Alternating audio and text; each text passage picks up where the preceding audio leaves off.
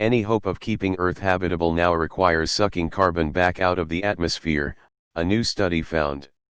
We're already doing this in Canada. The 2 plants being built will be completed in mid-2022 early 2023 and will be capable of pulling 1 megaton of carbon dioxide from the air a year, which is the work of 40 million trees. It's an early technology and the plant is small sized, and the technology from this will take off like crazy. Why don't we just tow the Earth outside of the environment? I'm not one to be overly optimistic, but cyanobacteria literally triggered an ice age by taking so much carbon out of the air. I work on cyanobacteria and plenty of my colleagues are engineering microbes to fix CO2. Is it scalable? No, not yet, but I have hope. There are smart people working in nearly every field trying to alleviate the problem we've made for ourselves. People simply don't understand.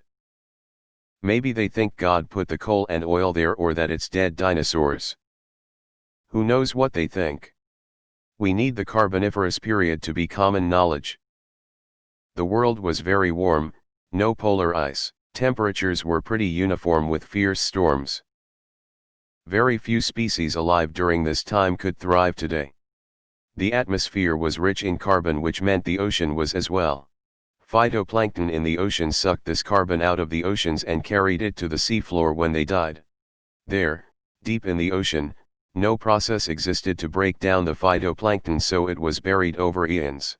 On the land, vascular plants arose to suck the carbon out of the atmosphere.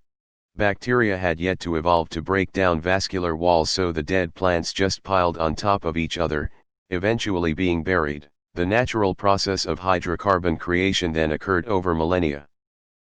The atmosphere and oceans cooled, bringing the world to an environment similar to ours today.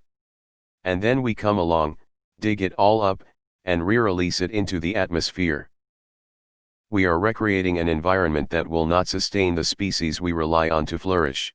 Is that so hard to understand? This is how humanity functions: ignore preventative action when it would be possible, wait for the situation to be totally untenable, create a technological solution to solve the problem. In this case, I expect big oil to pivot to being big carbon sucking. I can see it now. Billions spent repurposing offshore rigs to suck in carbon and deposit it underground. XD. The study this article based off of is deeply flawed, according to leading climatologists. However, leading climate scientists from across the UK and beyond have urged people to take the results of the new study with extreme caution. Professor Richard Betts MBE, Chair of Climate Impacts of the University of Exeter and the Met Office, told The Independent, having talked to various colleagues, "We don't think there's any credibility in the model. Feedbacks are important. The possibility of eventually becoming committed to long-term climate change is important, but there is no real evidence that this has already happened." Source: https://www. Independent, Co. UK/environment/climate change crisis tipping point world warm B17218222. HTML. Other well-known climatologists such as Michael Mann, Catherine Hayhoe, and Daniel Swain have also criticized the study on Twitter. Edit: to clarify, I'm not saying human-caused climate change isn't a crisis, it definitely is. But there is no evidence that we've already passed a tipping point for permafrost. For those who are looking for a way to help, there is a strong argument, https://www.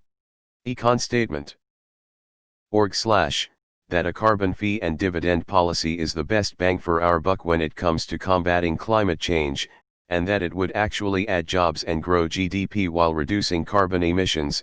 https://www. Brookings. edu/wp content/upload/2019/03/ on the economics of a carbon tax for the United States. PDF. Personal sacrifice is great, and I will always appreciate people's efforts to do their part. But please also realize that there is a real danger. https://news. Stanford. edu/2017/06/12/ emphasizing individual solutions big issues can reduce support government efforts / of overemphasizing personal sacrifice when really, a systemic solution is needed on an individual basis, activism likely stands to move the needle way more. Please consider helping to build political will for a carbon tax by becoming a member of Citizens Climate Lobby, https://citizensclimatelobby.org/. To quote Drew Carey, "Fuck the grandkids. I'm cold now." If only there were universally available self-sufficient organisms that could suck up the carbon and change it into oxygen. This is always what's on the TV in the background at the beginning of every sci-fi disaster movie. Look, I'm breathing as fast as I can. She's gone from suck to blow. Aggressive reforestation is needed all around the globe, to start. This should be flagged as misinformation. Nowhere in article, besides the title, is it suggested that Earth will not be habitable. None of the research that the article cites suggests that the Earth will not be habitable. Rather, the research concludes that we're past a point of no return when it comes to permafrost melting, and that reversing that will require ambitious geoengineering efforts. Furthermore, the study that the article is based off of has already been called into question by scientists studying global warming. https://www. Independent, Co. UK/environment/climate change crisis tipping point World Warm B17218222. HTML. I am the Lorax and I speak for the trees. Gotta be honest, this sounds like a better use of energy than Bitcoin. Carbon-sucking technologies are really cool, but I'm worried that companies will just see them as a reason to care less about carbon emissions, because I mean who cares how much we emit if we can just suck it up. Plant some fucking trees. How does one define uninhabitable? It is going to majorly suck for a lot of people, especially the poor and uneducated and uninformed. It will probably cause widespread chaos and hardship, killing many, millions, billions. Inhospitable? Yeah, that is probably true, but uninhabitable? Meaning every single human will die? I don't think so.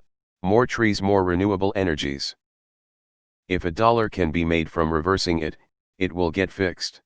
Hey, you know what's really good at sucking CO2 out of the air and replacing it with O2? The fucking rainforest, that's what. Stop fucking clear cutting that shit.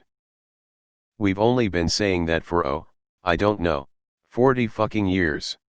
Knock it the fuck off, already. There is tech that can make fuel from the captured carbon. It requires green energy to power. But once carbon levels were low enough, we could continue burning hydrocarbon-based fuel as long as it was made by scrubbing the gas from the air.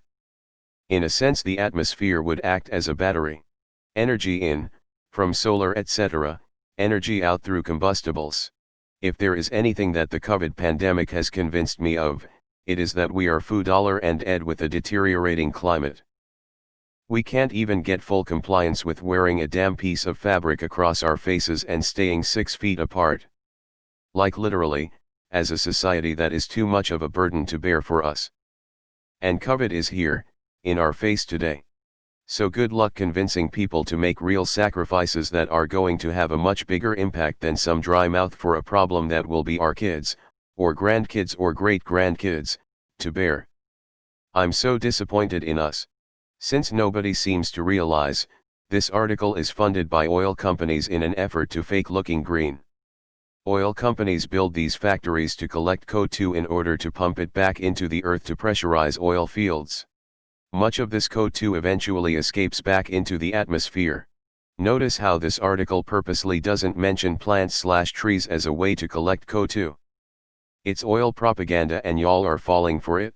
Habitable. Come on. Even the worst case predictions don't leave Earth uninhabitable. Not all of it anyway. In other news, yep, we've known this for a while. We can do it as soon as we throw the Greens to the side and embrace nuclear power, because then we can have enough clean, cheap, abundant energy to do what needs to be done, First, replacing all uses of fossil fuels that can be replaced with electricity, heat, and synthetic chemicals, such as synthetic gasoline, and then doing negative emissions such as via the brute force limestone quicklime basalt method. https://energycentral.com/c/ec/carbonate solution part 1 brute force